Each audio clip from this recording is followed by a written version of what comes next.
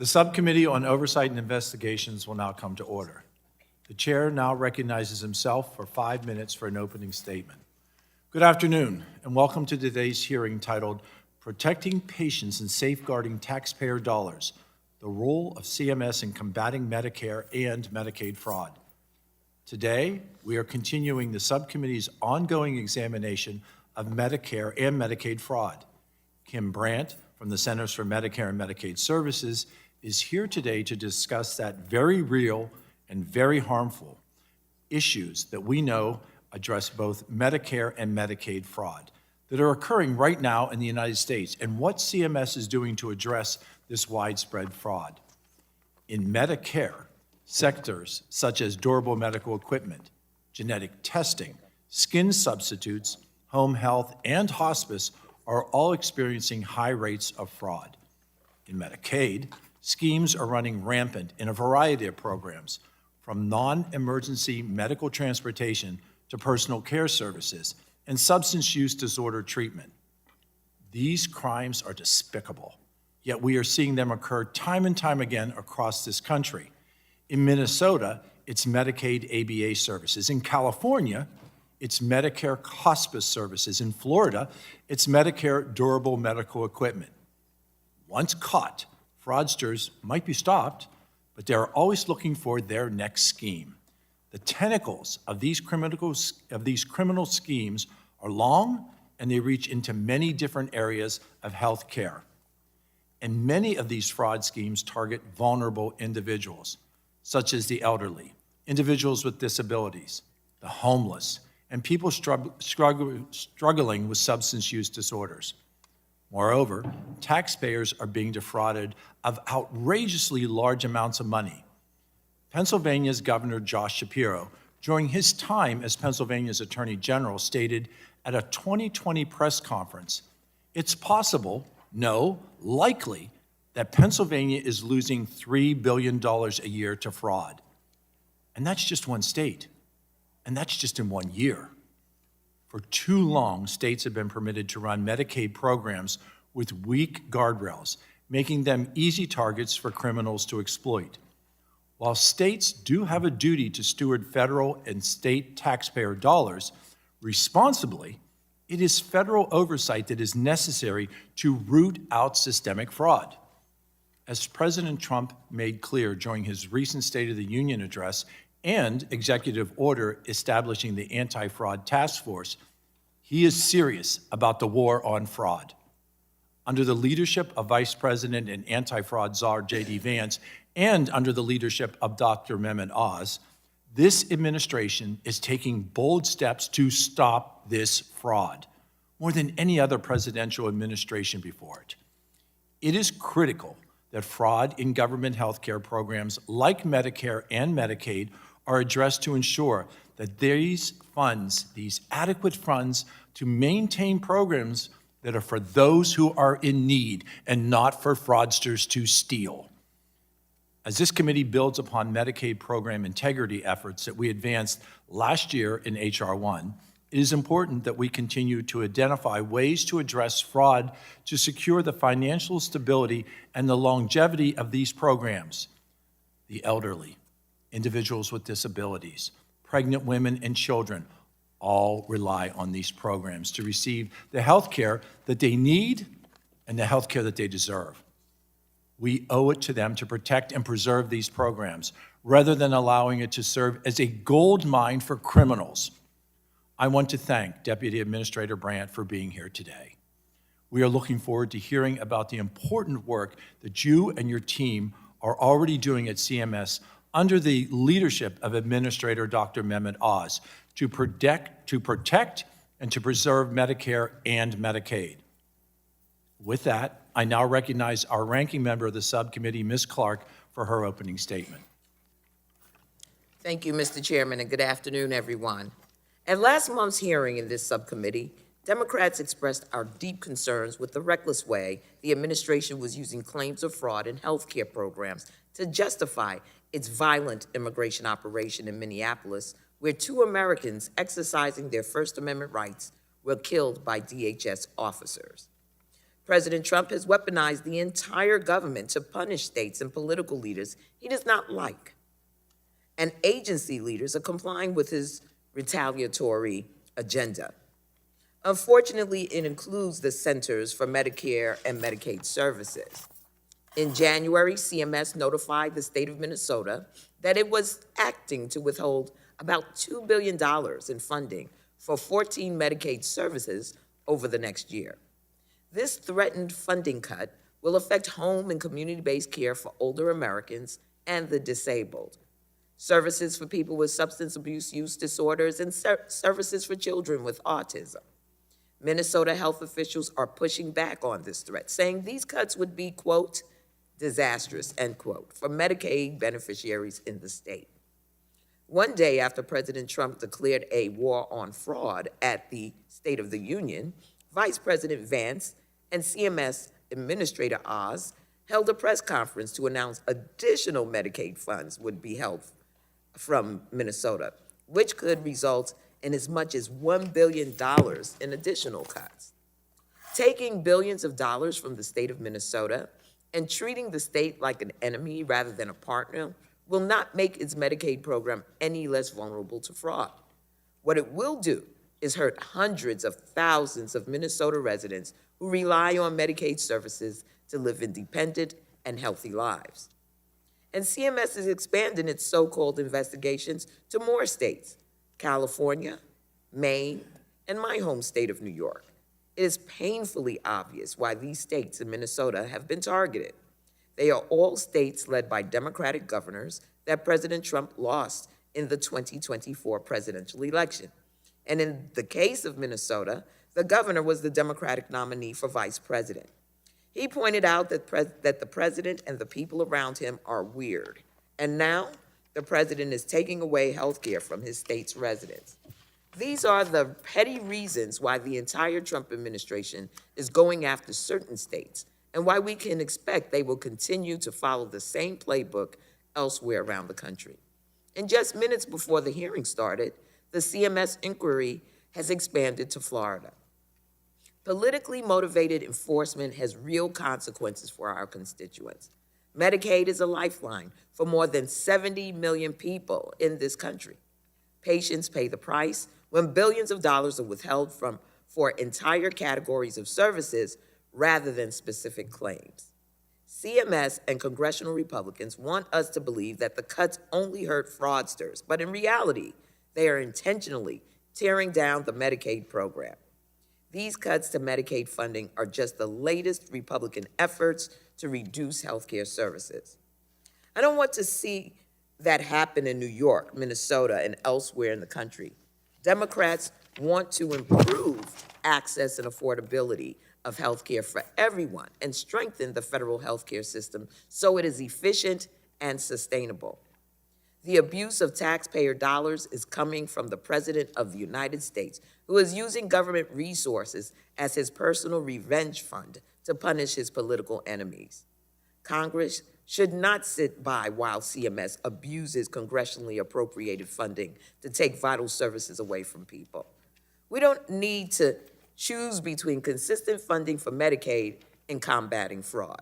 We can and must do both if we repair the damage being done by this administration and the congressional majority.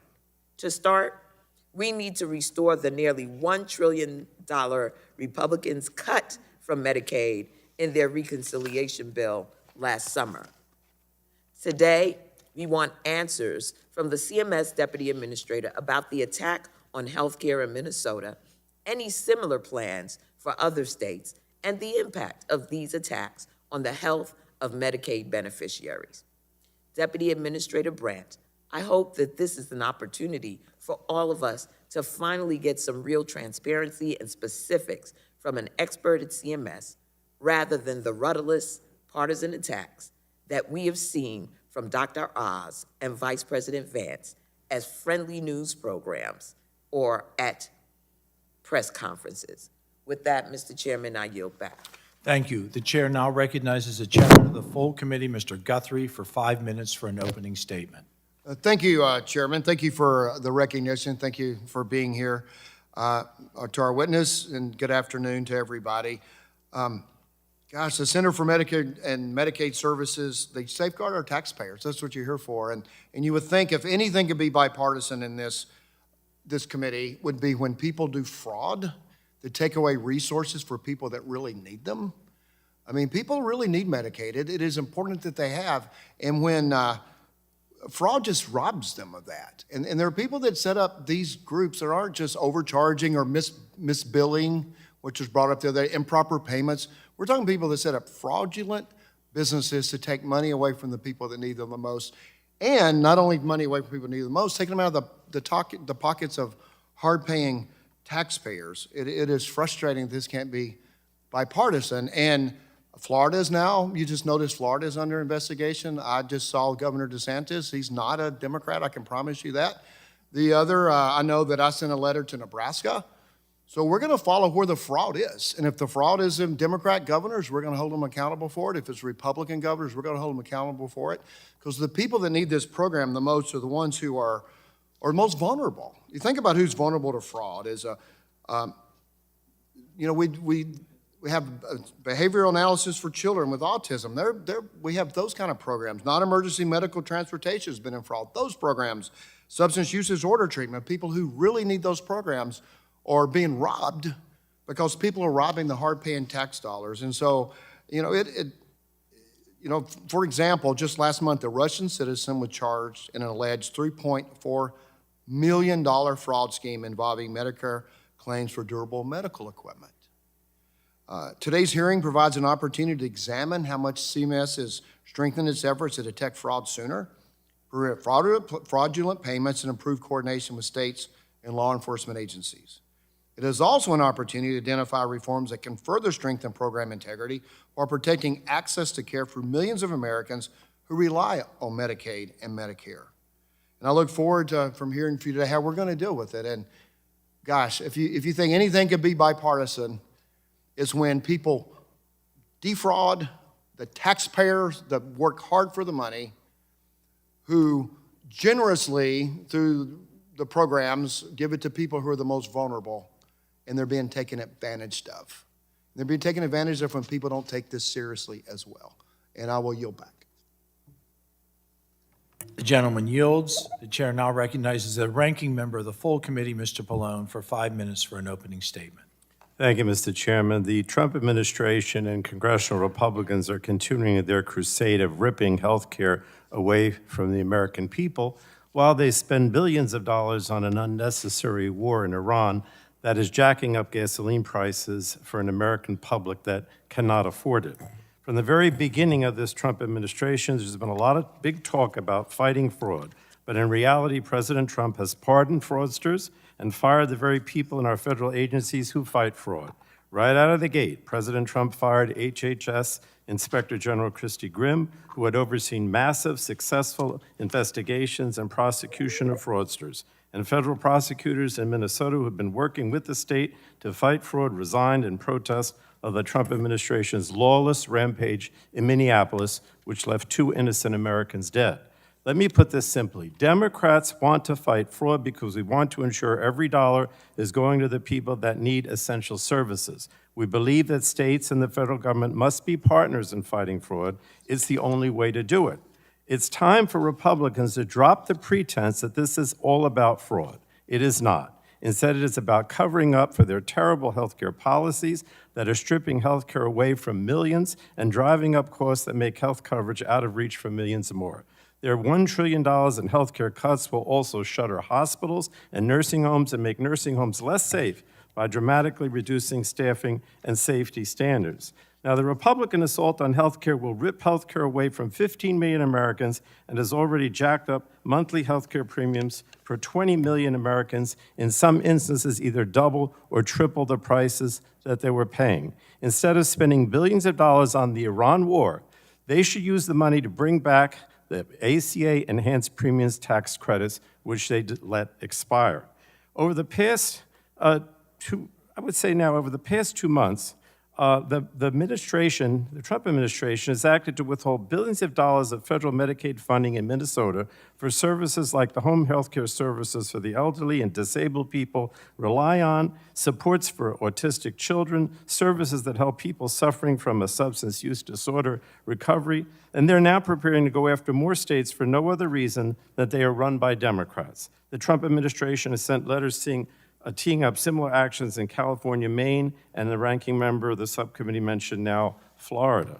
Unfortunately, the Trump administration is not acting alone. Committee Republicans are now supporting these intimidation tactics by launching a scattered investigation of 11 states. Instead, we should be investigating war profiteering by the president's friends, the oil companies, who are making more money by jacking up oil prices. It does not matter that Minnesota has taken extensive efforts to crack down on the bad actors that perpetrate fraud. Instead of being a partner in anti-fraud efforts, the Trump administration's Centers for Medicare and Medicaid Services has refused to collaborate with Minnesota and is continually moving the goalposts, threatening to cut off all the funding the state receives for 14 critical health services. Meanwhile, Dr. Oz is painting all Somali Americans as fraudsters in Minnesota and points to Armenian Americans in California with the same brush.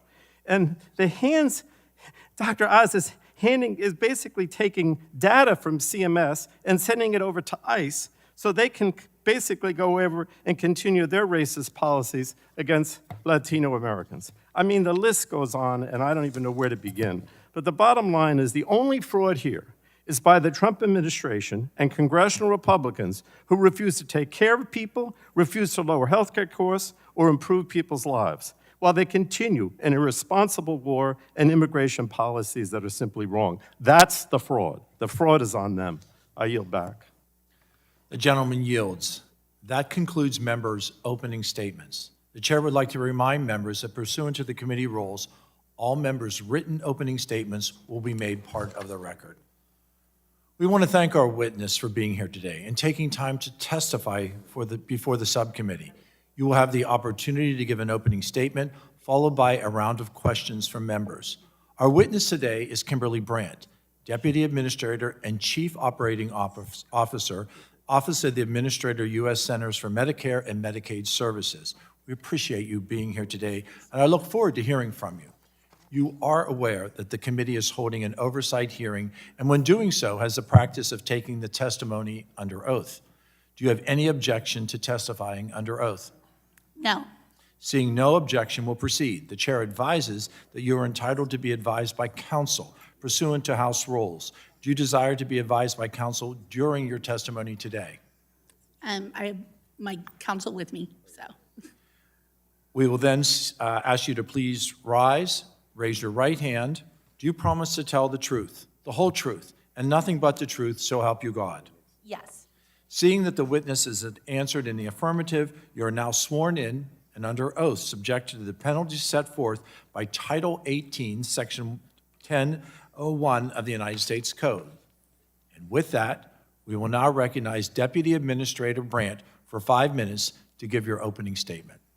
Thank you, Mr. Chairman. Chairman Joyce, Chairman Guthrie, Ranking Member Clarke, and Ranking Member Pallone, as well as members of the subcommittee, I want to thank you for having the opportunity to discuss CMS's work to combat fraud, waste, and abuse in our programs. The Centers for Medicare and Medicaid Services is entrusted with overseeing programs that provide health coverage to more than 170 million Americans and accounts for nearly $1.8 trillion in annual federal spending. In fact, if CMS was a country, it would have the 16th largest GDP in the world. With that responsibility comes a clear moral mandate: protect taxpayer dollars and protect the beneficiaries who rely on those programs. Fraud is not a victimless crime, and we have an ethical obligation to address it. It siphons resources from critical health services, it undermines trust in our programs, and most importantly, it puts patients at real risk. Just this past week, Dr. Oz and I were in Los Angeles continuing our efforts to look at hospice fraud there. As part of that visit, we visited residential homes allegedly providing care for indigent seniors, including some who purportedly were providing hospice services. Sadly, these homes were not providing any of those services, and in fact, law enforcement had to raid one of those homes because the residents were malnourished and improperly cared for. The conditions were appalling. Unclean living conditions, moldy food, and most importantly, no caregivers present. Yet the owners of these homes were receiving $6,000 a month per resident, $36,000 total for 6 residents, for services that were clearly never rendered, and yet taxpayers were footing the bill. This is unacceptable, and why CMS is so focused on stopping these egregious behaviors to ensure the health and safety of our beneficiaries. In addition to real immediate harm experienced by patients, fraud can leave lasting damage. Fraudulent claims inserted into the medical record can make it so that people can have their future medical decisions influenced. It can have them denied insurance coverage, and it can impact the type of care they receive years later, sometimes in ways that are difficult to undo. In addition to putting patients at risk, fraud is deeply harmful to taxpayers.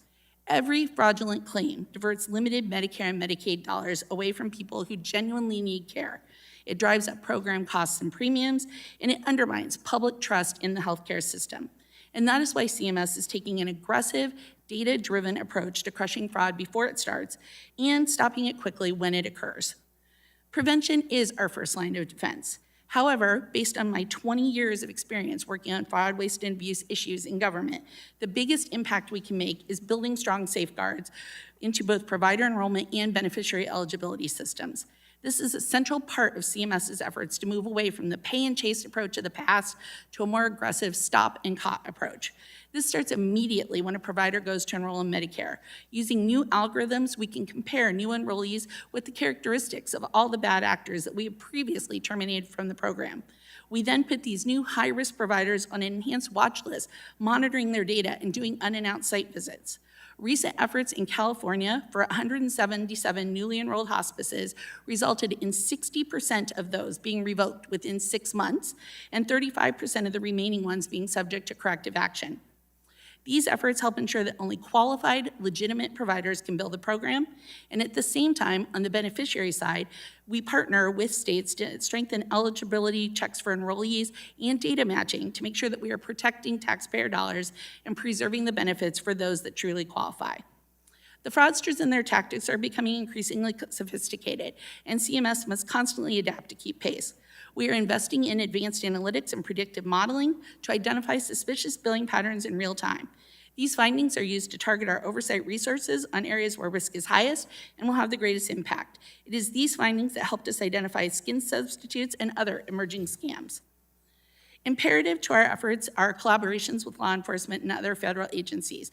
Through close coordination with our law enforcement partners, we're quickly able to identify credible allegations of fraud, support investigations with data analysis, and take swift administrative action when necessary.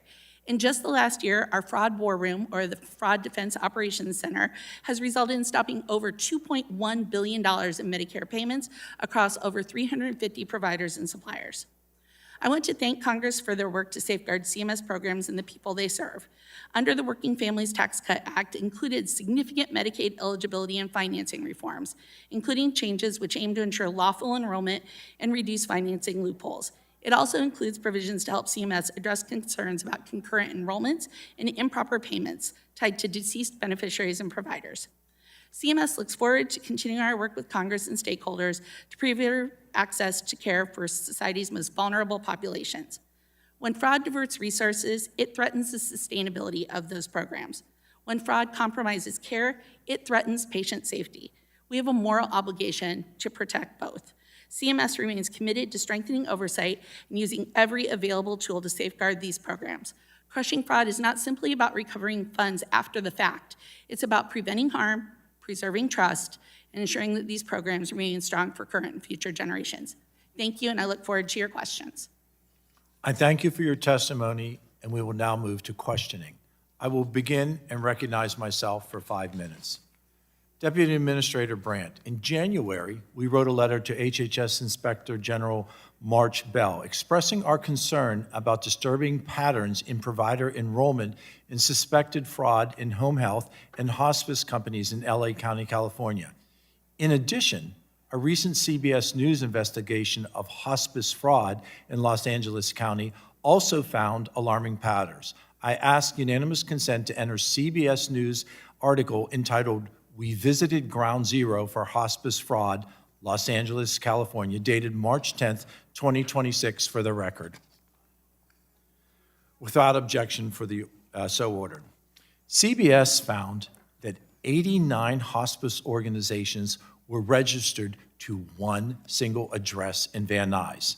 In addition, 700 of the roughly 1,800 hospice agencies in LA County trigger multiple red flags for fraud as defined by the state of California. They also found that 42% of hospice companies having multiple red flag indicators are still in operation there.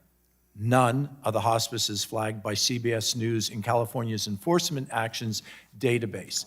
Deputy Administrator Brandt, what's CMS doing right now to address the very real concerns surrounding hospice fraud in Los Angeles?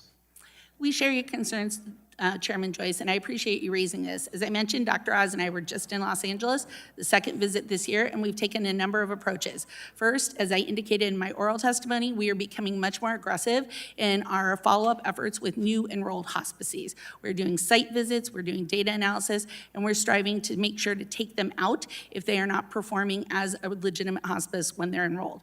We're also looking at the buildings that you mentioned and the companies that you mentioned that are in these facilities where you can have up to 100 or maybe 300 of these hospices all enrolled at a single location. As a result, we are upping our enforcement efforts to suspend or potentially revoke the numbers for the people in those buildings and to be able to validate their legitimate services are being provided, because we don't want to stop that, but we want to make sure that they are stopped when they aren't legitimate. Lastly, we have sent thousands of letters to people who have been enrolled in hospice to ask them to verify that they've actually been enrolled. The CBS News piece that you mentioned had the example of a woman who was enrolled in hospice and didn't realize it until her physical therapy claims were denied. As a result, now she would get a letter and she would know that and be able to come back to us and say, hey, I'm not in a hospice, I'm a healthy pickleball player. So that's what we are trying to do, and our hope is to take those 700 plus fraudulent hospices you're talking about down to 0 before the end of the year. I think you would agree with me that all fraud is egregious. But as a doctor, hospice fraud in particular is egregious and interrupts medical care and actually can cause a patient harm. As you have been out fighting fraud with Dr. Oz, can you talk about what you have learned about the harm specifically to Medicare beneficiaries that has resulted from that hospice fraud? Certainly, we've heard several heartbreaking stories. Several of them have involved people signed up for hospice or their loved ones signed up for hospice without their knowledge. We talked to one woman whose brother had a stroke, was not entirely mentally capable, so was living in an assisted living type of situation. People came by and seemed nice to him, seemed like they wanted to befriend him, got him to sign up for hospice, gave him a 40-inch TV, and then he was signed up for hospice benefits, which when he then came out with a serious illness that required hospice, several months later, threatened his ability to get signed up for appropriate hospice to actually treat the illness, which he was then diagnosed with terminally. When a fraudulent claim is paid out, whether to a bad actor in a hospice or in home health or in durable medical equipment or any other sector, what is CMS recovery rate on those dollars that go out? Unfortunately, it's very low. We don't have an exact estimate, but I would say probably 10%, which is why we need to shift our approach. That's nominal compared to what it could be if we stopped that money from going out in the first place. Since CMS has turned the spotlight on certain states, increasing the necessary oversight, has fraudulent claims, have you seen a decrease? Well, as I mentioned, I can't speak to the specific states because most of those efforts are relatively new, but with our Fraud Detection Operations Center that I mentioned in my oral testimony, we have stopped over $2.1 billion from going out the door just since the end of March last year. I thank you for your vigilance on behalf of the patients who are being frauded, on behalf of the taxpayers who are paying for this. We appreciate the efforts. We look forward to working with you. I now recognize the ranking member of this committee, Ms. Clarke, for her 5 minutes of questioning. Thank you very much, Mr. Chairman. In addition to the billions of dollars that CMS is threatening to cut off to Minnesota, the agency has initiated investigations in California, Maine, and most recently, New York. Ms. Brandt, which individuals at CMS were involved in the decision to select these particular states, and what was the process? Thank you for your question, Ms. Clarke. The answer is that it is an entire team of people within the Center for Program Integrity. Hold on one moment. I asked which individuals, not the team. That would be myself as well as the career heads of the team. And what was the process? The process is we use a data-driven approach. We are constantly using heat maps and data analysis to be able to look and see where we think the largest shifts are. For instance, in Minnesota, what we saw was an increase in the adult companion service providers by over 131%, with a corresponding increase in Medicaid payments of 234%, while the number of actual beneficiaries remained fairly stagnant at around an increase of just 24% during that period of time. You mentioned that you were one of the individuals involved in the decision. Were you personally involved in drafting, reviewing, and approving the letters? I was personally involved, yes. Administrator Oz has indicated that other states will receive similar inquiries from CMS. Can you confirm Administrator Oz's public comments that other states should expect letters from CMS? We continue to look at other states and just sent a letter to Florida today. And what data is CMS using to determine which states should be investigated, and how many more does it intend to investigate? We use the Medicaid data, the TMSIS data, which is reported by the states, and we mine that data. It also recently has become publicly available, so others can mine it as well. And that is the data that we use to be able to decide where to focus. I cannot give you an exact answer on the number of additional states because that'll depend on what the data shows us. Other states are understandably watching how CMS is treating Minnesota. In January, CMS notified the state of Minnesota that the corrective action plan to address healthcare fraud was insufficient, and the agency was prepared to withhold more than $500 million in quarterly Medicaid funding. The state requested a hearing on CMS's decision on January 9th. It is now March 17th, and the CMS has still not scheduled a hearing about these massive cuts. When will the hearing be, and why has it taken CMS this long to schedule it? In answer to your question about when the hearing will be, we have been stayed from actually planning the hearing because of subsequent litigation that the state initiated against the agency. While this process remains stalled, Vice President Vance and CMS Administrator Oz announced that Minnesota will be subject to an additional Medicaid funding deferral of $260 million a quarter, or up to $1 billion over the next year. The state also asserts that CMS has not provided specific details that would justify this deferral. Did CMS staff conduct a full audit of quarterly Medicaid claims from Minnesota before making the decision to defer nearly $260 million of reimbursements to Minnesota State Medicaid Agency? Yes, in fact, that number was reached after a very thorough financial review of the CMS 64 forms, which Minnesota provided to justify why they were entitled to those And dollars. how long did it take? How long was the audit? How long did it take to do that audit? The audits can take anywhere from 30 to 60 days. Okay, so do you recall specifically Minnesota, how long it took? I don't recall exactly how long, but it would have been between 30 to 60 days. Why has CMS refused to fully explain and discuss the deficiencies you have found in the audited claims with the state of Minnesota?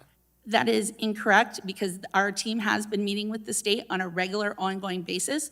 We get weekly data feeds from the state, and up until a week ago had been having weekly calls with the state, and in fact have sent teams to the state 3 different times to meet with them. There's been no negotiated settlement or improvement, if you will. There's been ongoing discussions about their corrective actions, what they're doing, and the timeline by which they are going to complete those And actions. so these further deferral actions on top of what has already been withheld is is it a motivational thing? What is it? Why is that required if you're in negotiation? So they're 2 separate actions, ma'am. The first is a financial audit based on claims submitted that they need to be able to look to show that there is financial justification and appropriate documentation for how it is that they are going to be able to show why the claims that they submitted need to be reimbursed at that level. The second is an ongoing discussion about program integrity actions, which is separate and distinct from the financial piece. Thank you. I yield back, Mr. Chairman. The ranking member yields. The chair now recognizes the chair of the entire committee, Mr. Guthrie, for his 5 minutes of questioning. Thank you, Mr. Chair, and it just still amazes me, we're not all here unified, just amazed at the fraud that we're uncovering, and it just robs people who need Medicaid. And so Dr. Oz recently said that in South Florida, and I know you just sent a letter to Florida. I don't know, Florida was a state that President Trump won, if I'm correct, and the Republican there, who's a friend of mine, is governor. I mean, the governor's Republican, which they said they only do on Democrat governors. That's just not accurate. So Dr. Oz recently said that in South Florida, there's twice as many durable medical equipment companies as there are McDonald's. In LA County, California, 89 hospice companies are registered to a single address in Van Nuys. Are there patterns? So I don't know why this doesn't offend everybody, but I don't know. It's just a different world, it appears here. Are there patterns in geographic concentration of Medicare fraud that CMS is seeking and tracking, or seeing and tracking? Absolutely. In fact, we see very much different geographic patterns and pockets across the country. South Florida has traditionally always been a hotbed or epicenter of fraud. One of the reasons that the McDonald's stat that Dr. Oz is so fond of remains accurate. The fact of the matter is there's always a high number of durable medical equipment suppliers in that area, largely because you have a beneficiary population that is not always as familiar with the benefit. English is not their first language. They are more easily taken advantage of by these fraudsters. And so as a result, we see a higher percentage of all types of fraud. Similarly with Los Angeles, with Texas, particularly Harris County and other parts of southern Texas, we see the migratory patterns to many other areas of the country. Hospice, home health, and durable medical equipment are the top 3 areas that we typically see this happening. And when we shut it down in one area, it's like whack-a-mole, it pops up in another. Thank you. So also, CMS has historically relied upon pay and chase model, processing claims first and pursuing fraudulent payments later. Given that recovering funds from bad actors is often costly, time-consuming, and/or unsuccessful, can you walk us through what CMS is doing to shift resources towards prepayment review and front-end fraud detection? Absolutely. We're using a variety of tools for this, and this is one of the things that I am personally most excited about, having done this for several years and had to spend time chasing after that money. We can now stop it on the front end, and we're doing it not only through the war room that I described earlier, where we're looking at the most egregious of providers, at least 5 a day, and we've managed, as I mentioned before, to stop over $2 billion to date. We're also now using new algorithms that we can get using machine learning and artificial intelligence to be able to run edits, to be able to stop payments from going out the door. Some of the new edits that we have used, we are able to see millions of dollars a week that we are able to stop before those claims even get paid. And that's where it's going to make a huge difference going forward. So in the last hearing we had on this, the minority brought a witness that tried to define the difference between fraud and improper payments. And saying these were improper payments, not necessarily fraud. That's what the witness was trying to bring forward. If you have 89 hospice companies registered to one address in Van Nuys, California, what is the probability that's not fraud? It's a very low probability would be my estimate. And what we've seen is when we go to validate that, it ends up being that the majority of them are fraudulent. These are not improper payments. An improper payment is when you have a documentation error or when you have something that is billed incorrectly. Fraud is when you are deliberately and intentionally seeking to defraud the federal government. And that's what we're seeing in these companies that have 80 plus in one building and where people are taking advantage of our most vulnerable citizens. So that's what you said, when you defraud the federal government, you're defrauding the taxpayer and you're defrauding the people who receive these benefits. You're hurting everyone. The more dollars that go away from our ability to take care of people, like in the house that I described in Florida, or in California we saw last week, that's dollars that should be taking care of them, not dollars that should be going overseas or to fraudsters to buy houses on the beach. Well, I know California does, I pointed out Florida does have a Democrat governor, but people should still be offended by this fraud, wouldn't you say? As a taxpayer, everyone should be offended by this fraud. So how's the Fraud Defense Operations Center work? We got a half a minute to kind of explain. Sure.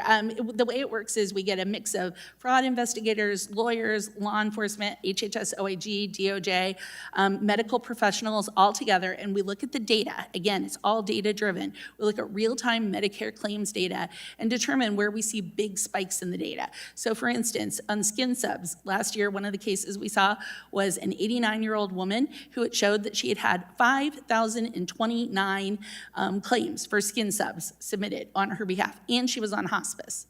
So obviously, that's a pretty clear indicator of fraud. Is that improper payment or fraud? That would be fraud, and she would be mummified if that was actually the case. And so at the end of the day, what we're looking to do is to use the Fraud Defense Operations Center to go after these and to determine where we're seeing things like genetic testing or other types of emerging frauds so that we can stop them before they become a bigger issue. Catheter fraud is a great example of that. You may recall that issue.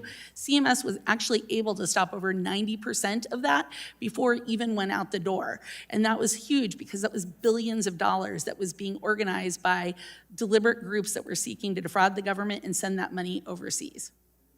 Tough to defend the indefensible. My time is expired, and I yield back. The gentleman yields. The chair now recognizes the ranking member of the entire committee, Mr. Pallone, for his 5 minutes of questioning. Thank you, Mr. Chairman. I heard my chairman Guthrie say that he wanted us to be unified, but I have to tell you that's very difficult with Dr. Oz at the head of CMS. I don't know why he isn't here today, to be honest, but in all honesty, I don't trust him. I don't think he acts in good faith, and I think he's just a grandstander who likes to go on TV, but doesn't really do anything, substantively that's meaningful to help Medicare and Medicaid recipients. So I just want to lay that out. I'm being honest. I'm going to use Minnesota as an example of what I just said. CMS sent a letter to Minnesota on December 5th, 2025, demanding that the state take certain steps, including submitting a corrective action plan by December 31st, 2025. And then Minnesota discussed its planned corrective action plan with CMS on December 30th, which was New Year's Eve, and then submitted it on the following day, which was the deadline provided by CMS.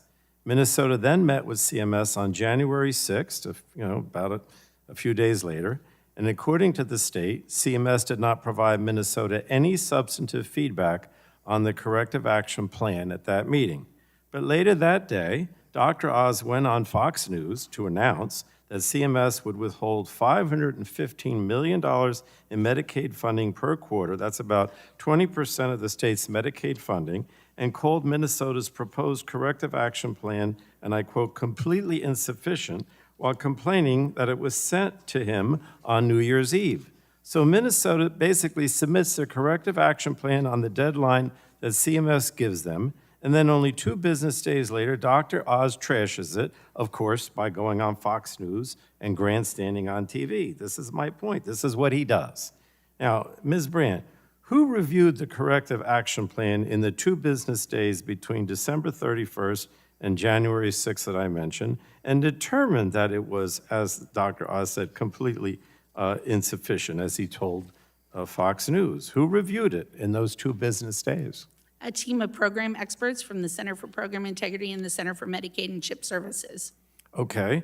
In those 2 business days between Minnesota submitting its corrective action plan and CMS issuing its noncompliance notice, did CMS provide any substantive feedback to Minnesota or give Minnesota any opportunities to amend it before withholding more than $500 million in healthcare funding? To make clear, no funds were actually withheld as a result of the corrective action plan until we had a chance to thoroughly review it.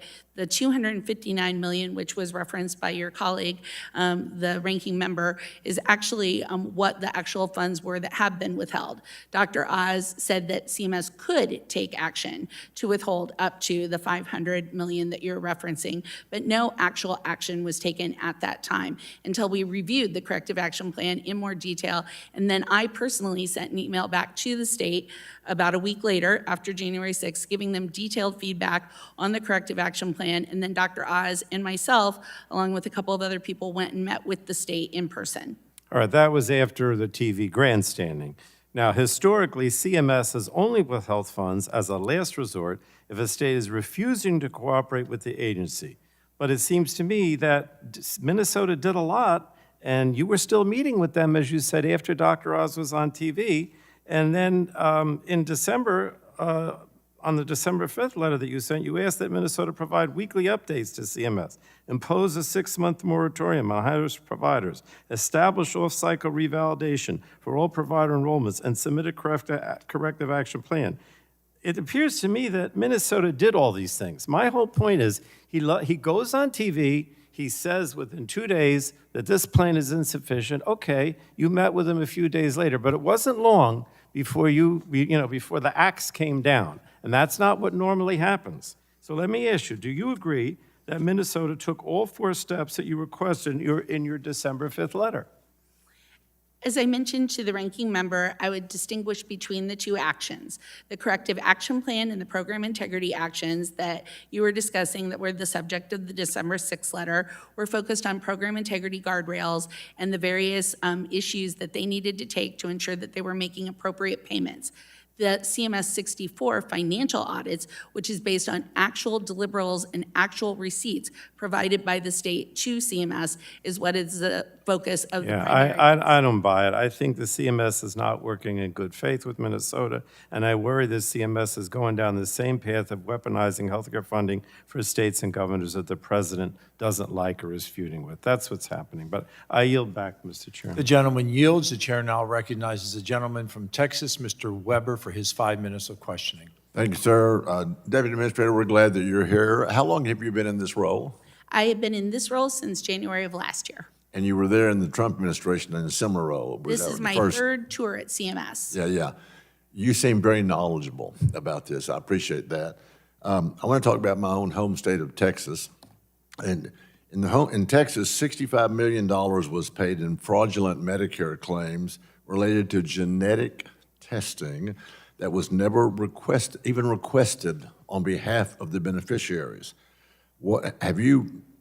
It seems like you're aware of that. Have you observed to their lab schemes that's involving fraudulent or unnecessary lab testing? How do you get to that? What's the process? It's very difficult, sir, and we have observed it. In fact, as I mentioned to you with our fraud detection war room that we have, the $1.8 billion we stopped last year, $100 million plus of it was related to just those types of laboratory services. And unfortunately, what that means is then when those services get billed, even if they're not provided, they go on the patient's medical record, and it precludes them from being able to get that type of testing in the future when they might need it for a cancer diagnosis or something more serious. So our great citizens are the brunt of that, really, while the thieves are making away with the taxpayer dollars. Correct. I appreciate what y'all are doing. Programs like Medicare and Medicaid are designed, as we would say, for the most vulnerable populations in our country, such as the elderly. These populations are also the most given to healthcare scams, as you well know. Given the essential role CMS plays in our healthcare system, how do you educate some of those elderly population to stay away from those scams? It's a great question, something we are continuing to work even more on.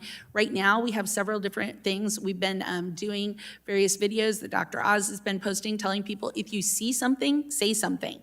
Call 1-800-HHS-TIPS. Call 1-800-Medicare. Contact your senior Medicare patrol. The hospice fraud that we've been looking at in Los Angeles, a big part of how we've been able to really successfully go after it is because we are partnering with the state officials for the senior Medicare patrol and for the organizations that are protecting Medicare and Medicaid beneficiaries in LA and really using them to help us identify where this fraud is occurring and to then educate their members and the beneficiaries they serve about what to do. It's really important to us that seniors understand that they should not fall victim to these schemes or give their information out to people. It's when they do that these types of harms occur. Well, your lips to God's ears. I appreciate y'all doing it. This, just to me, I'm just a simple guy. I owned an air conditioning company business for 35 years, but math I can do. Seems like you ought to go to the states and you ought to say which ones are the first you're going to look at. You look at the number of the population, look at the number of the Medicaid. I'm talking about the whole population in the state, the Medicaid recipients, the amount of federal and state tax dollars being spent, or Medicaid dollars, and then the method of recovering, if any, of the fraudulent dollars. CMS claims by state, so identify the first state. Are you doing that? Are you giving states priority to those you have the most amount of fraud in said state? How do you do that? It's a combination of things, as we mentioned, or as I mentioned earlier, we really do use a data-driven approach. For instance, some of our recent actions, which led to the letter to New York State, was because in New York, what we found was that their spending for Medicaid beneficiaries was 36% higher than the national average. And we were trying to get a better sense of why that is, particularly because of the fact there were several particularly fraudulent types of services, such as adult daycares, which seem to be funneling a lot of these dollars away from legitimate Next thing you know, services. you'll have daycares in Minnesota that get paid millions and millions of dollars for keeping care of kids, and they don't. Did I say that out loud? And they also have autism services where there were kickbacks of several $1,000s paid to patients or to parents for bringing their children in to claim they had autism and to seek those services, which were never provided. So how do you, and so when you say New York was 36% higher than the other Yeah, states? the average spending on each beneficiary for New York Medicaid is 36% higher than the national average. Did they seem willing to work with you and to find out why that is and to? Well, that is why we sent them a letter, and we are hoping to get a response so that we can better understand, using the information they provide, why that's happening. I will say with Minnesota, we've been able to come to a much better understanding of what some of the issues were that drove that spike in spending, and we're working with the state to hopefully get better program integrity safeguards. Yeah, well, there's a lot of waste, fraud, and abuse out there, isn't it? And There is. It's not just out and out fraud. There's also a lot of waste, people billing for services that at a higher level than necessary. There's also a lot of abuse in that people are just taking advantage and billing for things that just aren't necessary at all. And then that puts beneficiaries at harm too. Well, thank you. Our most vulnerable Americans are paying that price, aren't they? Mr. Chairman, I yield back. The gentleman yields. The chair now recognizes the gentlelady from Massachusetts, Ms. Trahan, for her 5 minutes of questioning. Thank you, Mr. Chair. So rooting out fraud in Medicaid and Medicare is essential. It protects patients, it preserves the integrity of these programs, and ensures taxpayer dollars are spent on the folks in our communities who actually need the help.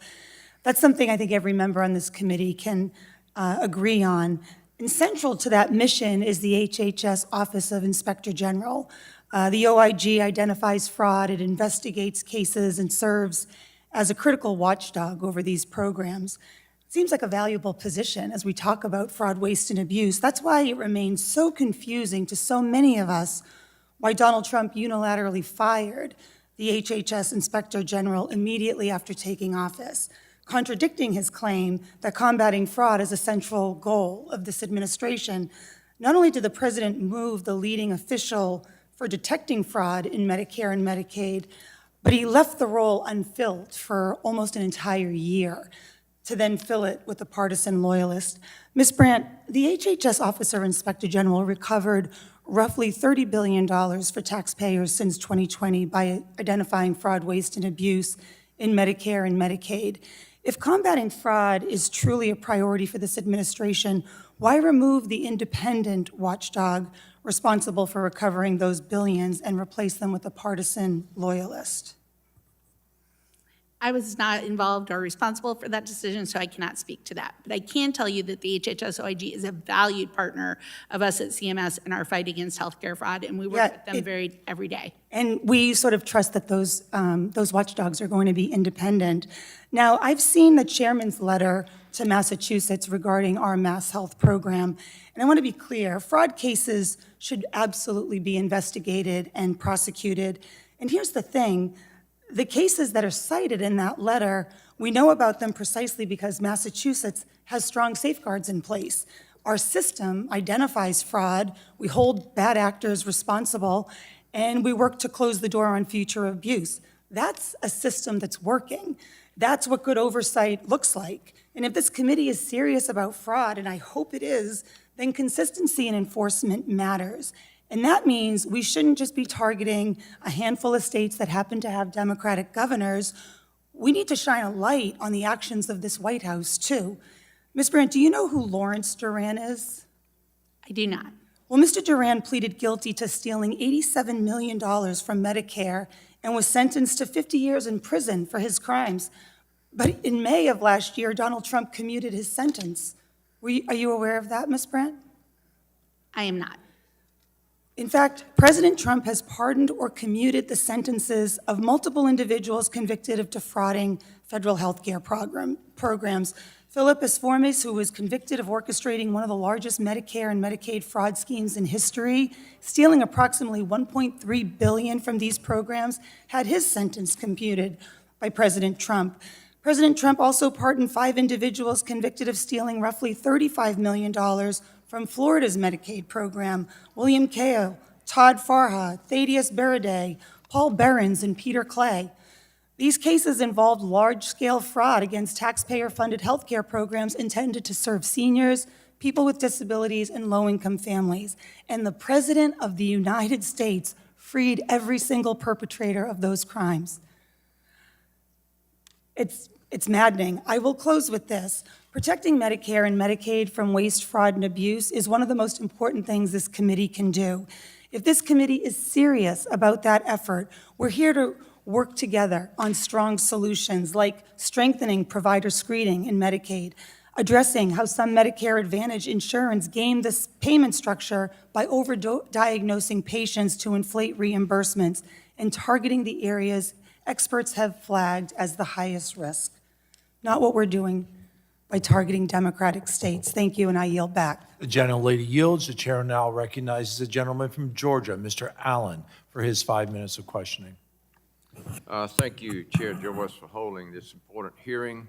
I want to thank the witness for testifying and your good, precise answers to these questions. Obviously, the rising cases of fraud within Medicare and Medicaid is causing significant burdens for millions of American patients and seniors. That's why I'm glad we're having this hearing to explore solutions to the cost of care for Americans, and I thank you for your willingness to do such a great job of analyzing this. I don't guess you made any of the recommendations to President Trump of those pardons, did you? He did not consult me, He didn't sir. ask you? Okay. Deputy Brandt, Administrator Brandt, when we talk about Medicare and Medicaid fraud, can we get caught up in the sheer dollar amounts and forget about the real beneficiaries that harmed in many of these cases? Can you talk about the harm that fraud causes to those beneficiaries out there who truly deserve this, what Congress intended for Medicaid? I'm sorry, can you repeat the question? Yeah. They opened the door, it was a little loud. Oh, okay, sorry. Yeah, can you tell us who really has been adversely affected by this fraud in Medicaid? In other words, those who deserve the care, who have not gotten the care because someone is defrauding Medicaid. Absolutely. Hundreds of thousands of beneficiaries are impacted by this every single day. We see this with people who are contacted about getting, for instance, a motorized scooter when they might enjoy having a motorized scooter, but they don't meet the requirements for actually needing a scooter, and then they get it, but then when they actually need a true wheelchair that is needed for their medical condition, they have already used their limit of being able to get that type of device. Those are the types of things that we see all the time, is that fraudsters take advantage of these people. Chairman Guthrie was asking about the genetic testing. A great example, a lot of these people will call beneficiaries, ask them for their Medicare number. Unfortunately, the beneficiaries give it to them, and then they send them a test that isn't even a real test. It's not even a COVID test, maybe. And then as a result, then it says on their medical record that they've received this genetic test. So when they need it to be able to determine if they have markers for cancer or other things, they no longer are able to get it. And we have to work to clean their record of that for them to get it. And that costs time, Right. which can cost them harm for their program. Well, our constituent services team in the 12th District of Georgia is well aware of that because we're getting tons of denials. And so what you're saying is that's fraudulent denials in most cases. In many cases, the denials are fraudulent, or they're because there isn't appropriate documentation to show that it's meeting the level of service that it's being billed for. There are documented cases of state Medicaid officials failing to follow federal requirements to independently monitor their Medicaid program. What authorities do CMS have to address states that fail to follow federal statutory and regulatory requirements in the Medicaid program? So CMS is required to ensure that states and the providers that work with states follow all of the requirements for those programs. What tools does CMS currently have to ensure states are meeting program integrity requirements? That What is an area. oversight? Yeah, that is an area where we continue to work with states. Traditionally, we've done audits of state billings, both at the provider level, and then we've done financial audits of the state-submitted financials, which are the CMS 64 audits that I referenced earlier. But most importantly, we work with states to ensure that they're doing things like screening providers appropriately, making sure that they're doing their own audits and they're doing their own reviews to ensure that claims are paid properly. And then we're working to create, by the end of the year, a 50-state Medicaid program integrity playbook, which hopefully will have best practices from across all 50 states to help states be able to learn from each other about what's really working well in some states, so that the states who don't have as great a resources can hopefully implement some of those ideas. Well, thank you so much for your service to our country and to this agency and the great work that you're doing there. And, I'm behind you 100%, so keep up the great work. Thank you. Thank I you. yield back. The gentleman yields. The chair recognizes the gentleman from Oklahoma, Mr. Mullen, for his 5 minutes of questioning. I am the other Mullen, the one from California, proudly. Did look a little different, so yes. Thank you, Ms. Chair. Thank you, Deputy Administrator Brandt, for appearing. We all want to combat fraud where it exists. Yet CMS's unprecedented action in withholding up to $2 billion from Minnesota's Medicaid program is deeply troubling to me. Thousands of individuals within the state are at risk of losing access to essential services that the state cannot finance on its own. Your agency cut entire categories of services in Minnesota.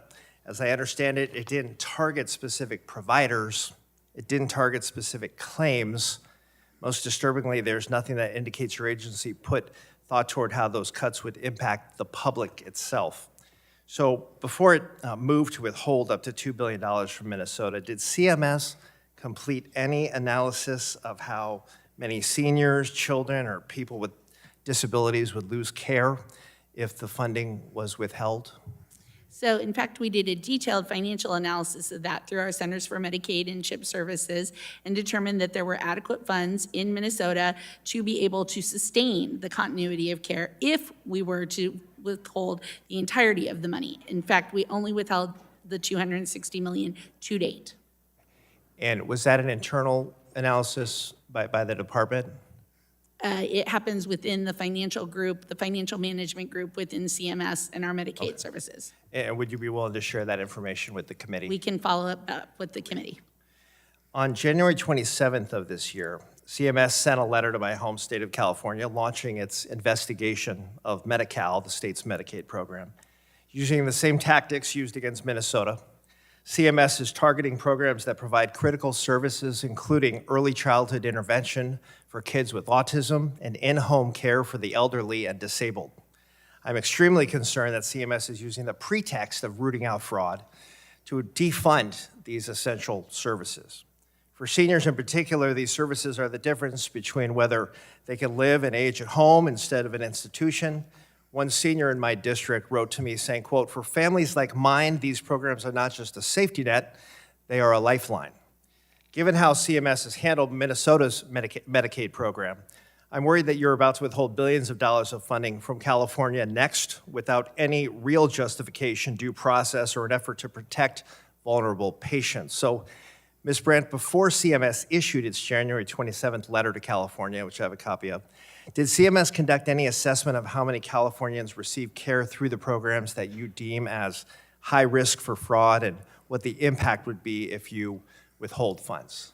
We did an analysis of how many beneficiaries were receiving those in California, and what we determined was for the in-home supportive services, or the IHSS services that we targeted in the letter, part of our concern was that over a 10-year period of time, California had experienced a 348% increase in spending for those services without a correlatively equal rise in the number of people receiving those services, which is what prompted our desire to send the letter.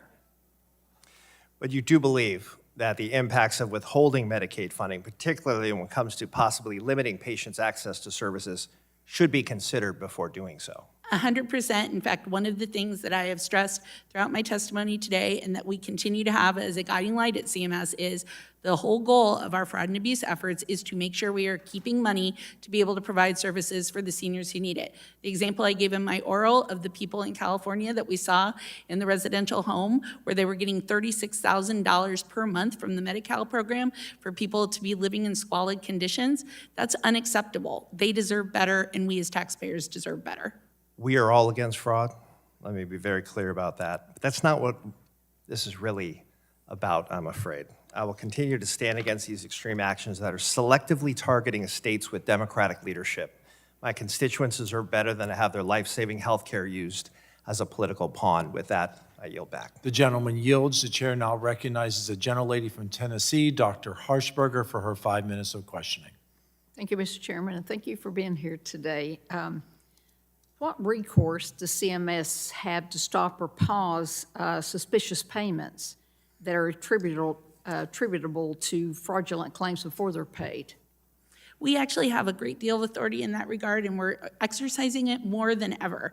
In fact, as I mentioned a couple of times, we've been using it through the fraud war room, but we're also now using it, for instance, for these types of entities that the chairman mentioned in his opening statement, where you have multiple entities existing within a single office building, or when you have areas with an extraordinarily high number of potentially fraudulent entities. Our goal is to suspend payments until we can determine that those are legitimate services, and that's an important tool for us. That's a huge red flag, huge red flag. So what authorities does CMS have to direct states to recoup fraudulent Medicaid payments? Because I've talked to HHS about this. Yeah, so we have a few authorities. Again, if we can determine that a state has had payments that have gone out for inappropriate payments. In fact, a couple of recent audits we've found hundreds of those instances. We go to the state and we point it out to them, and they have to recoup it either from the providers or pay it back directly. What are the chances they're going to recoup any of that money, though? If you've got deceased patients, deceased providers that they are fraudulently billing, how are you going to recoup that? Well, that's why we're trying to go to stop and cop versus pay and chase, ma'am. Yeah. That's the real focus of that. Yeah. We want to use data analysis and more advanced analytics to really be able to look at that data. Our challenge on the Medicaid side is the data that we have is state-reported Medicaid data, which is often 3 to 4 months old and doesn't allow us to be able to see it in real time. That's exactly right. That's exactly right. How does CMS coordinate with federal and state partners, including HHS, Office of Inspector General, the Department of Justice, and state Medicaid fraud control units and other law enforcement entities when investigating those fraud schemes? We operate lockstep. Part of the war room is that we have all those people in the same room talking with each other so that we can actually impose a payment suspension on the spot. If we see something in the data analysis that day, we can put a stop on immediately, and then our law enforcement partners can possibly even start investigating it that day. And that's a huge shift from where we used to be. Yeah, I mean, how do you have everybody in the same darn office building and filing these claims? It's just, it goes to my next question. How's CMS working with law enforcement to crack down on transnational criminal perpetrators of Medicaid and Medicare fraud? And that is one of the more tricky areas that we work on. As we've seen, unfortunately, there are foreign entities that have infiltrated the country by buying sham operations. Many of these buildings that we know of that have multiple entities in them that do not appear to be real entities are owned by various foreign national interests. And as a result, we've been working very closely with law enforcement to determine, are those legitimate or not? And then if so, to hopefully stop any payments from being made, because once they go out the door, they get funneled back overseas, and it's nearly impossible for us to catch them. Yeah, it's almost impossible to recoup anyway. Program integrity efforts vary significantly from state to state.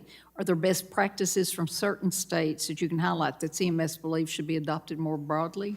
Absolutely. In fact, part of the goal of a lot of the letters that we've sent out, and the reason we asked the questions we did, is because we want to develop a 50-state playbook by the end of the year, which will highlight a lot of these best practices and help us understand which states are able to use things. The states where their data shows that there's high instances of fraud, what is it that's working, what is it that's not working, and how can we help them to learn from others, or how can we help other states to be able to build better safeguards? That's the goal.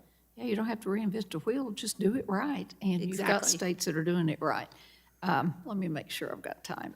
Does CMS have the capability to use its data to flag anomalies such as 89 hospice companies registered to the same building in Van Nuys, California? And if CMS has the capability, what actions are taken to determine whether the companies registered in that building are legitimate businesses? So we do two things. We do data analysis to watch to see what types of billings are happening for those entities. And then secondly, we do on-site visits to determine if they're Those real. on-site visits, they're And the on-site pretty visits are revealing. highly intensive Yeah. and require a lot of resources, but they pay dividends because what we've Yeah. seen is where we do them, we have high rates of revocations. Yeah. I don't tell people when I'm showing up to do something either, so it's better to keep it a secret. I've got 14 seconds. What Medicare provider and supplier categories are experiencing the most fraud today?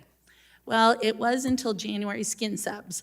That was our biggest area that we had seen a huge growth, but now genetic testing, hospice, home health, and DME remain Yeah. our big four. Yeah, I got that, because I get complaints every day about that. So thank you, and I yield back. The gentlelady yields. Votes have been called. We will recess the hearing and reconvene 10 minutes after the last vote. The subcommittee stands in recess.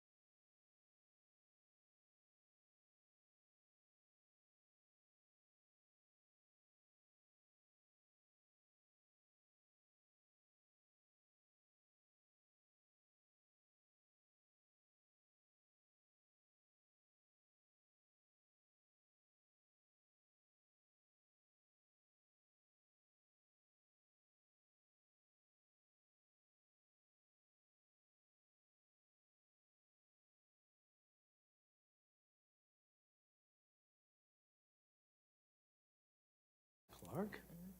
I'll even share my pretzels with you. I'll even share my pretzels with you.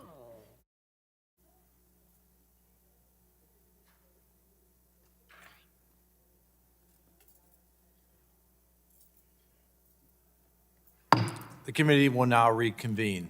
The chair now recognizes the gentleman from New York, Mr. Tonko, for his 5 minutes of questioning.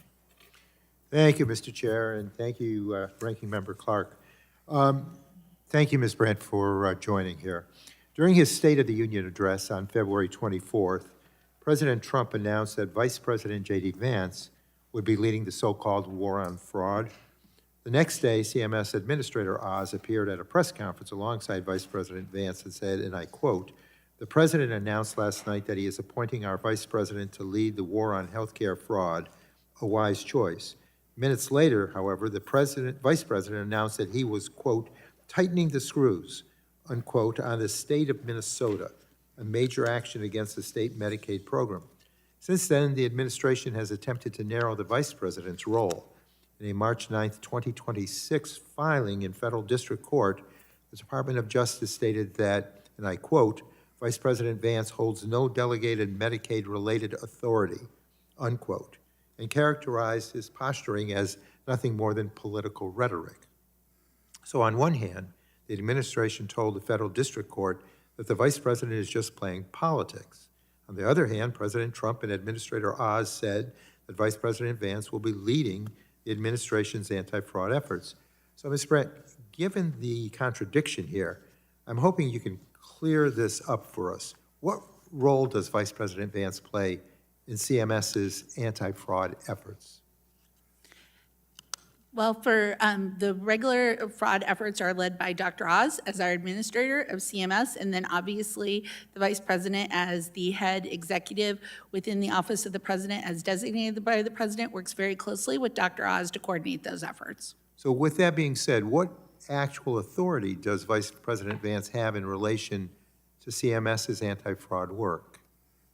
Well, again, working in the Executive Office of the President, he helps work with all Senate-confirmed political appointees, including Dr. Oz. Well, let me ask some specific questions here to try to get some clarity. Was Vice President Vance involved in deciding any of the actions that have been taken against Minnesota? CMS has been directly involved in working with the state to advance those actions. But has Vice President Vance been involved in any of the efforts? Not in the day-to-day, but again, in his advisory role from the White House, he remains involved in all of our anti-fraud efforts. So was Vice President Vance involved in selecting the states of California, New York, Maine, or Minnesota for the CMS inquiries that were sent over the past months? As I stated earlier, those decisions were driven entirely by data analysis performed by CMS based on the spending and the number of beneficiaries in those states and what we determined to be program integrity weaknesses. So how does he function within that whole framework then? Is he involved with some substantive assignment? I mean, some of these calls seem like, as you're indicating, they're made by CMS, by Dr. Oz, but so at what point does he enter in, and what is his role, what is his responsibility? He has been designated by the President to serve as the departmental-wide, agency-wide, government-wide lead on anti-fraud efforts, and as such, our office, as well as all other offices across government, are coordinating with him in the new office that he has been entitled to head to work on efforts to crush fraud across the whole agency, not just in healthcare. So can he challenge any of the decisions made by Dr. Oz? If he's the agent of anti-fraud? Many of our efforts have predated when the Vice President was named to that role. As you said, that was just in the State of the Union 3 weeks ago. And a lot of our efforts have been ongoing since well into last year. So is that going to slide over to his assignment area rather than Dr. Oz, or are they going to be doing We this will remain together? committed at CMS to doing healthcare fraud. The Vice President has been named to head fraud across all government entities and agencies, of which CMS is obviously one of them. We will continue to do our part and our responsibility to safeguard the 170 million Americans and 1.8 trillion in CMS. Well, does he have involvement then in selecting future states for CMS inquiries or investigations? CMS will continue to be the one to make data-driven and fact-based determinations as to which states we will act upon, and we will notify the Vice President as part of his new responsibilities, but we will be the ones who will continue to drive that using our fact-based, data-driven approach. Well, I have a number of other questions that I'll get to you via the subcommittee, but just trying to define his role here. So with that, I yield back, Mr. Chair. The gentleman yields. The chair now recognizes the gentleman from Idaho, Mr. Fulcher, for his 5 minutes of questioning. Thank you, Mr. Chairman. Ms. Brandt, thank you for your testimony today and just the overall information flow, which is very, very helpful. And this hits home for me and for Idaho. There was a significant, highly visible case in the northern part of our state where there was a conviction of a physician that was falsely billing for medical equipment, mainly for durable medical equipment. And as a function of that, just a couple of questions. When Medicare or Medicaid fraud is convicted or a fraudster is convicted, does the DOJ claw back any of those proceeds? Yes, in fact, the Department of Justice helps determine what type of restitution is needed in those cases. It can be up to what they call treble damages, or 3 times the amount of what was stolen from the programs. So do you have any idea how much may have been collected over the last, say, 5 years or whatever period of time you might be aware? I can't speak to the totality of the 5 years, but I can tell you that each of the last years, the Department of Justice with the partners at OIG and then entities like CMS and the FBI have collected billions of dollars, and each year the amount gets even greater. Billions with a B. Billions with a B. All right, thank you. I'm not sure that's, It's Thank not you. a good I number don't- to have I don't say necessarily, thank but you it's in better that than not sense. having it recovered, but Right. we'd rather not have it to begin with. yeah, I understand.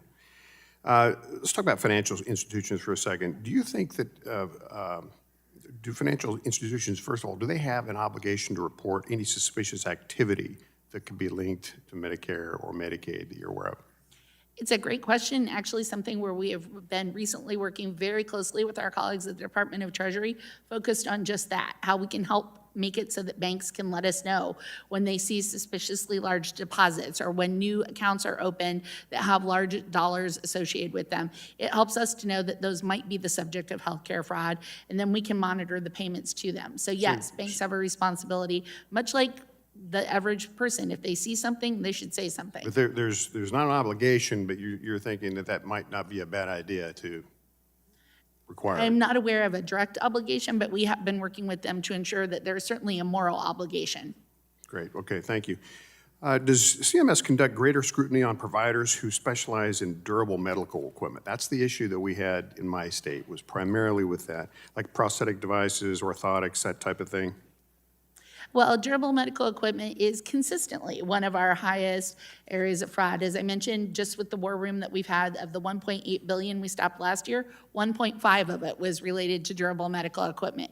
In general, durable medical equipment is one of our highest rates of improper payments in fraud of all the categories of payments that we have across CMS. You notice trends in different demographics, where you're catching into some of these major fraud activities? You need common themes for demographics? Yes, there are. In fact, just again, as I mentioned, I've been doing this now for 20 years through 3 tours at CMS, and when I started, it was wheelchair fraud.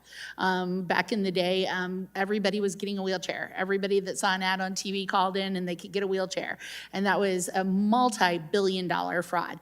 More recently, we've seen frauds in durable medical equipment involving things like continuous glucose monitors or CPAP machines or other types of durable medical equipment where they're either prescribed unnecessarily or given to people that don't actually need them.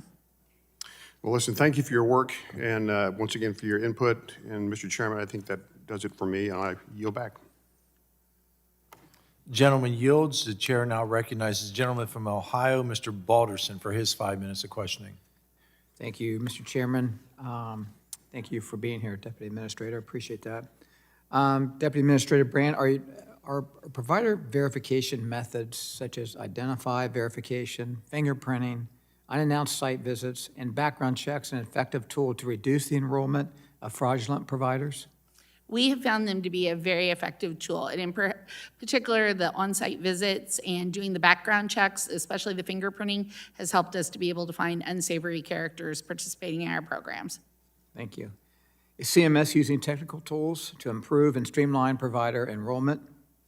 We are. In fact, as I mentioned in my beginning statement, we have a really cool series of algorithms that we're now using that operates like Netflix. So it'll say, Congressman Balderson, you really like to watch action movies. And as a result, this allows us to put all the bad actors that we have had, that we've taken action against, into this algorithm. And then as a new enrollee comes in, we run them against it. And much like Netflix tells you what movie to watch, it tells us these are high-risk people. You want to keep an eye on them. And as a result of that, we've been able to do more targeted site visits, more targeted follow-through along the types that you were mentioning, and be able to kick out an even higher percentage of people within the first 6 months of their participation. Thank you. I'll follow up to that. If so, do you have an estimate of cost savings that have resulted in CMS using these tools? So far, with our enhanced site visits, we've been able to assume at least $250 million just over the past couple of months for using these enhanced site visits to be able to keep out providers, and we hope eventually it will be in the billions. Thank you. Across many states, Medicaid providers have been found billing for services supposedly delivered to patients who were deceased, hospitalized, incarcerated, or confined to living abroad. For example, in Massachusetts, a transportation company billed for nearly 17,000 rides, including 100 for patients already confirmed dead. In Colorado, a defendant billed $165,000 for rides for a beneficiary who had passed. In New York, investigators identified 25 transportation companies billing for rides for patients confirmed deceased or hospitalized. What mechanisms does CMS currently have to cross-check active claims against death records, hospital admission records, and incarceration records before approving payment? Well, I can speak primarily to the deceased individuals that you referenced, sir, in that we have a data matching agreement with SSA to be able to do a cross-reference to something called the Death Master File. And into the Death Master File, all of the localities report all the deaths, and as a result, we are able to run both providers and beneficiaries against that to not only ensure that we aren't paying for dead people, but we aren't paying dead people. And that is what we do on the federal side. On the state side, it's more complicated because for states, they each have to do that on their own. So I can't speak to what each state would do, and that is responsible for several of the cases that you just referenced. Okay, thank you. Federal law enforcement has documented a pattern in which foreign organized crime networks deliberately seek out and purchase already enrolled legitimate Medicare provider businesses, such as durable medical equipment companies, which we just talked about previously, specifically because these businesses carry active billing credentials, clean payment histories, and established relationships with Medicare. Because in these situations, fraud begins after acquisition rather than during enrollment, standard provider screening does not detect it. What federal requirement currently exists, if any, that obligates revalidation of providers in the course of ownership changes, and is that requirement equivalent in rigor to what is applied at initial enrollment? It's a great question and one that we are working to continue to tighten up. Currently, there is a 3 or 5 year revalidation requirement, meaning that any supplier or provider in the program has to revalidate their credentials on either a 3 or 5 year basis, depending on the type of entity they are. If they have a change of ownership, they are required to report that to us, and they have to do that, I believe that's within 6 months. I'm not recalling the exact time frame, but there is a requirement that they have to give us the change of ownership notification, and then from there, we follow up. One of the things that has been most challenging, though, is that many of these entities use shell corporations or shell entities, and even when we cross-reference them, they look like they're legitimate entities. So under our new CRUSH RFI, the Comprehensive Regulation for Uncovering Suspicious Healthcare, we're asking for comments until March 30th on just those types of things. Should we do higher surety bonds? Should we have more rigorous screening provisions? What should we do to make sure to further clamp down on change of ownership? So we welcome you and everyone to give us your comments on that.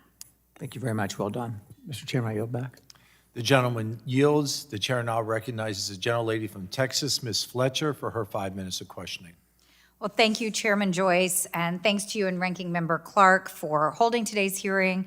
Thank you, Ms. Brandt, for your time today. As I've said before, I think that this subcommittee in particular has an important job to protect our communities and the rights of our fellow citizens, including by making sure that the executive branch is doing what it should, is not overreaching, and is not violating the rights of Americans. And on that point, I have serious concerns around how Americans' personal information is currently being used or misused in the federal government. And we've seen a few lawsuits and some recent reporting on the issue of citizens' data being used improperly by federal government employees, particularly in connection with the DOGE effort and Elon Musk. And on March 6th of this year, the Social Security Administration's Inspector General notified some members of Congress that it's reviewing a whistleblower complaint related to the potential misuse of Social Security Administration data by a former DOGE employee. The Washington Post reported that this investigation stemmed from a whistleblower complaint that a former DOGE software engineer at the Social Security Administration claimed to have retained copies of sensitive databases filled with personal information on almost every living American. It is hard to describe. I don't know that I have the words to describe what an incredible abuse of power that is. But the unfettered access to American sensitive personal data that we have seen by officials in this administration, particularly by the DOGE staff, is incredibly alarming. And the firewalls that I've understood to be in place between agencies and preventing access to information seem to have come down. So just last month, DOGE decided to post a whole database of CMS's Medicaid provider spending without clear guardrails on its use or an explanation of its limitations. And the HHS DOGE's Twitter/X account said that using this data set, it would have been possible to easily detect the large-scale autism diagnosis fraud seen in Minnesota. That data set has since been pulled down with the website saying now that it's being updated. So Ms. Brandt, I want to ask you about this in particular. Did you approve of this Medicaid data set being posted or assist DOGE with collecting and posting this data in any way? Are you referring specifically to the HHS data that you just referenced? Yes, to the data set of CMS Medicaid data that DOGE posted. Were you involved in that collection of data or approving that? No, I was not involved in the collection or the approval of the posting. Okay. And do you agree with their statement that large-scale fraud was easily, and they said easily detectable using the data set? And if you do agree with that, then why didn't CMS catch it? I would agree that data can be used to be able to find those types of fraud. I couldn't comment as to how easily that is available. I can say that our team used the same data sets to be able to drive a lot of our program integrity oversight that we have been doing. And we also discovered that there were issues with autism fraud, both in Minnesota as well as elsewhere in the country. And so in that process, if you didn't approve the DOGE folks' collection or use of this, and it may be true that you can use data sets, of course, I think we would all agree with that data and having fact-based evidence and data is what we need to use to make decisions. Did anyone in the DOGE effort at HHS consult, to your knowledge, ask about how this was used, or why safeguards to that data are so important? Because putting it out there on X seems like not what we should be doing with sensitive data without any guardrails. I mean, was there any awareness on your end that something like that was going to happen with their access to this data? Again, I can't speak to what DOGE knows or doesn't know or how their decision-making process works, but I can tell you that at CMS, we take very seriously our privacy responsibilities and our responsibility to make sure that we are safeguarding people's data. Well, and I appreciate that, and that is absolutely essential to your charge. Americans across the country are trusting that when they share this information, whether it's with CMS, whether it's with Social Security, whether it's with the IRS, that this data is protected. And I think you've answered my next question. You're not aware of what has been shared with DOGE, but you agree with me that there are safeguards that exist to prevent it from misuse, and this committee should make sure that those safeguards are followed. We are always doing that at CMS. Okay, well, I have used up my time, so I thank you very much for your testimony, and Mr. Chairman, I yield back. Gentlelady yields. The chair now recognizes the gentleman from Georgia, Mr. Carter, for his 5 minutes of questioning. Thank you, Mr. Chairman, and thank you for being here, Deputy Administrator. Ms. Brandt, professionally, I'm a pharmacist, so I've dealt extensively with Medicaid and Medicare, and particularly with reimbursement, having owned my own business for so many years, 32 years. And I know that firsthand how important the dollars spent and making sure that they are appropriately spent to support legitimate care for the patients who truly need it. Unfortunately, we've seen a lot of fraud schemes, and they continue to evolve, and they often target areas of a program where reimbursement is high or oversight may be more challenging. One area that's seen dramatic growth in Medicare spending in recent years has been the use of skin substitute products for wound care. It's very important. We need that. We need skin substitute products for wound care, but what we've seen has obviously been out of control, and I applaud the agency for addressing that. But these products do play an important role in treating chronic wounds, but the rapid spending growth, as I say, and the unusual billing patterns have raised concerns that some providers might be overutilizing these products or billing for services that may not be medically necessary. Can you answer me this? Medicare claims for skin substitutes, since they've grown so dramatically, what are the most common waste, fraud, and abuse indicators that CMS has identified in this area? Well, what we've seen is an exorbitant rise in the number of claims submitted for those. I gave an example earlier, but in the fraud war room, we've actually seen numerous examples of beneficiaries who have had thousands of skin substitute claims submitted just for one beneficiary, which would mean that that was practically impossible. They would be covered in skin subs. It's been pretty obvious, is what Yeah. you're telling me. Correct. And I would agree it has been. But again, we got to be careful because it is important. We don't want amputations, particularly in patients, as we all know, diabetic patients, if get a wound on their lower extremity, it's going to be awful, and it's going to result in a lot of times in amputation. But what kind of countermeasures is CMS implementing to reduce the wasteful and sometimes medically unnecessary use of the skin substitutes? Well, there's a couple of different things that we've done because we agree with you. We want the people who need those services to be able to get them. I have family members who are diabetic who have had wounds that have required those, so I know how vitally important they can be. However, what we have done is we changed the payment structure for skin subs, which starting January 1st, under the new payment rules, we've seen a 99% reduction in billing for skin subs. We have not seen a correlative rise in people coming to us and saying they don't have access to skin subs. We've also done letters to hundreds of skin subs providers where we sent them letters saying, hey, Dr. Carter, did you know that your billings were 10 times more or 4 times more what those of your colleagues are? You should just be aware that we're keeping an eye out of it. As a result of those letters that we sent out, we had an over 60% rate of people just dropping out immediately and not billing for skin subs anymore. The remainder stopped billing for skin subs, but kept billing for everything else. And that's great, and I applaud you for that. That's what you ought to be doing. That's what we're expecting you to do. Have we had any results in seeing more amputations? I mean, is there any way, how are we ever going to quantify that?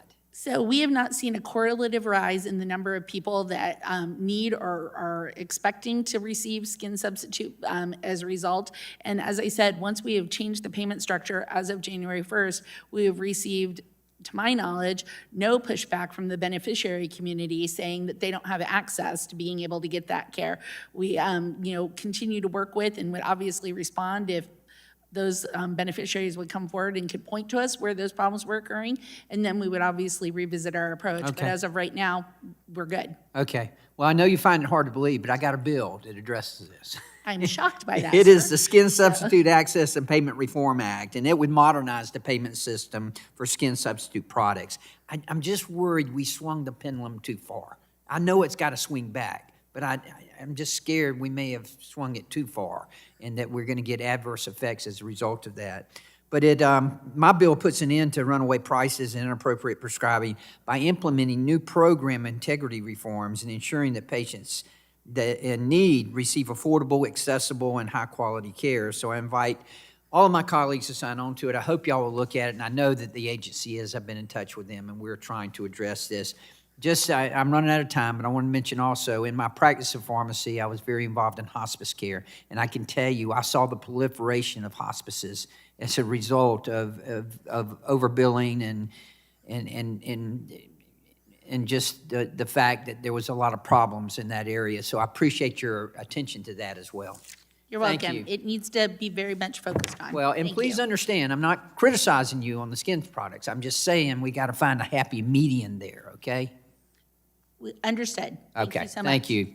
I yield back. The gentleman yields. The chair now recognizes the gentlelady from Washington, Dr. Schreier, for 5 minutes of questioning. Thank you, Chairman Joyce and Ranking Member Clarke, and thank you to our witness for being here today to take our questions. I'm really glad that we're discussing fraud. It is an issue that we all want to crack down on. Fraud and abuse hurts patients, hurts honest providers, and of course hurts taxpayers, and this is not a partisan issue.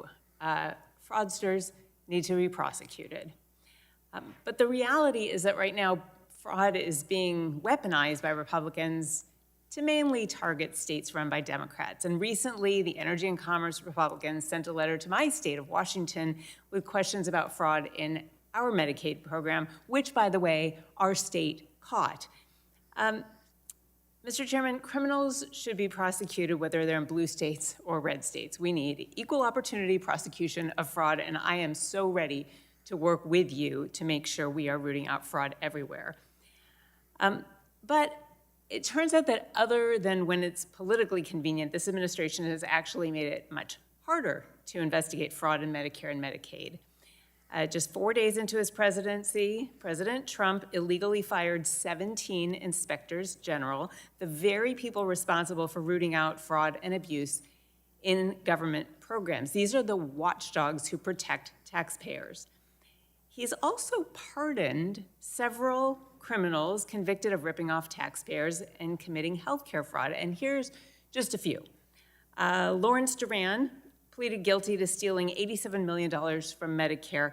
Ms. Brandt, does that sound like fraud to you? If he was convicted of fraud, yes. He pleaded guilty. President Trump, who Republicans keep referring to in this committee hearing as the president who is waging the toughest ever crackdown on fraudsters, pardoned him. Philip Esformis was convicted of stealing $1.3 billion from Medicare and Medicaid. Does that sound like fraud to you? Again, if he was convicted? He was convicted indeed. Well, it turns out President Trump commuted his 20-year sentence. And then a whole group, William Kale, Todd Farhad, Thaddeus Baraday, Paul Behrens, and Peter Clay, conspired to steal $35 million from Florida's Medicaid program, and they were convicted. Ms. Brandt, again, does this sound like fraud to you? Again, assuming they were convicted. And again, President Trump pardoned them. There is a definite pattern here, and so I'm wondering about this pattern, Ms. Brandt.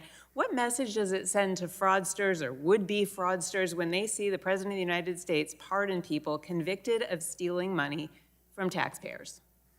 I certainly can't speak to the president's actions because I'm not involved in those at all, but what I can say is that at CMS, we have been focused from the very first day of the administration on going after healthcare fraud. The question's a little different. What message does it send? This is not a comment about what the president did because we all just heard that he pardons fraudsters.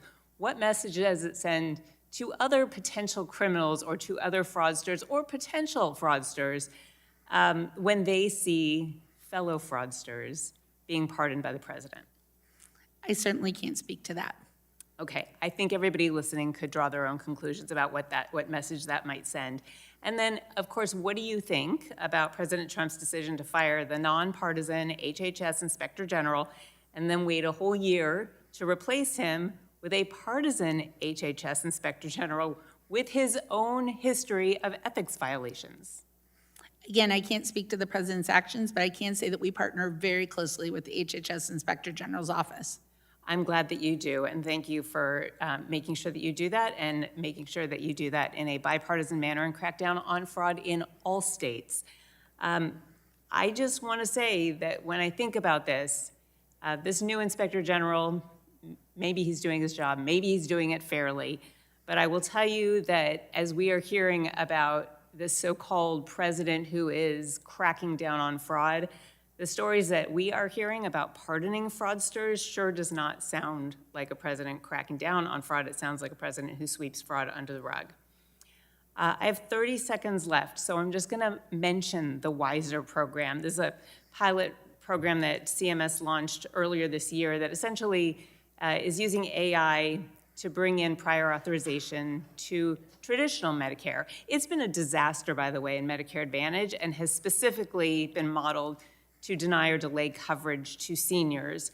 And I am just going to express that AI can be used and dialed up for good or bad. And I am very concerned about bringing the WISER program into traditional Medicare because the incentive structure will be used to deny care because they are incentivized in terms of payment to be paid according to how much they save or do not pay out or do not offer services to seniors. So please reconsider, and I have a letter to you asking for that very thing, to not implement the WISER program. Thank you. Yield back. Gentlelady yields. The chair now recognizes the gentleman from Ohio, Mr. Landsman, for 5 minutes of questioning. Thank you, Mr. Chair, and I'm going to ask about something totally different, not fraud, but I have a constituent and a very close friend who has EB, and he and I have been working on a bill that would ask for a study so that we can get the data back on ensuring that everyone who has EB, it's a rare disease that affects the skin, and you need I was going to ask what it was because I wasn't familiar with it. Yeah, I apologize. No problem. It's oftentimes referred to as the worst disease you never heard of. Or the butterfly disease, where the skin just does not work right. I'm sitting next to a pediatrician, so pardon my language, or my Epidermolysis no. bullosa. Yes, but Blisters. in terms of explaining it, yeah, it's a rare disease that affects the skin. In any event, the bandages are incredibly expensive, and families spend a lot of money. Our bill, which is named after him, Shane, would help families pay for that entirely because it does, one, they need it, but two, it reduces infections and hospitalizations and ultimately saves Medicaid money. So CMS has focused a lot this year on waste, fraud, and abuse, especially in the wound care space. CMS even removed local coverage determination for skin substitutes to curb high spending. We talked a little bit about that, or you have. A patient like Shane requires the use of very expensive bandages just to keep him comfortable and has very few alternatives for care, really nothing else. Wound care alone for an EB patient can be millions of dollars per year, making it more difficult for EB patients to get the treatment they need. So our bill, again, would create a 2-year pilot program at HHS to study the cost of Medicaid paying for wound care to reduce hospitalizations for EB patients. Just a couple of questions. One, do you know what the annual cost of these bandages would be for Medicaid to cover an EB patient? Well, first of all, I'm very sorry for your friend and the challenges he and his family have. I do not know the cost to that, sir, but I would be happy to follow up. That would be, we want to work together on this. Do you have a sense of what the challenges would be that come from providing hospital-level care for a patient that has significant wound care needs? We certainly have seen at CMS several examples of people who have challenging needs that need additional coverage, and that's part of why we always try to factor that in when we're making coverage decisions. Would it be cost-saving to provide the wound care needs to these patients rather than pay for the hospitalizations due to lack of care? I don't know the exact dollars, so I can't speak to it, but again, be happy to follow up with our team and talk to your staff. And then lastly, what would it take for CMS to launch a pilot program to study the impact of providing wound care to EB patients and preventing hospitalizations? I mean, we have the bill, but I'm just curious. I think we would be happy to look at what that would take and follow up with your staff to provide any input that we could. Okay. Shane, there are lots of young people that have this, is an incredible human being, one of the smartest, bravest people I've ever met in my entire life, and he's been an advocate for rare disease work and EB his entire life. He's had like 150 surgeries. I mean, he's been through everything, and he's battling cancer probably for the last time. So this would be really important to try to get as much traction on this as we can, and so we'll follow up with your team. I'll make sure my team follows up with you, and again, best wishes for you and your friend. Thank you. I yield back. The gentleman yields. Seeing that there are no further members wishing to ask questions, I would like to thank our witness again for being here today. I ask unanimous consent to insert in the record the documents included on the staff hearing documents list. Without objection, that is so ordered. Pursuant to committee rules, I remind members that they have 10 business days to submit additional questions for the record, and I ask that the witness submit their response within 10 business days upon receipt of the questions. Members should submit their questions by close of business day on Tuesday, March 31st. Without objection, the subcommittee is adjourned.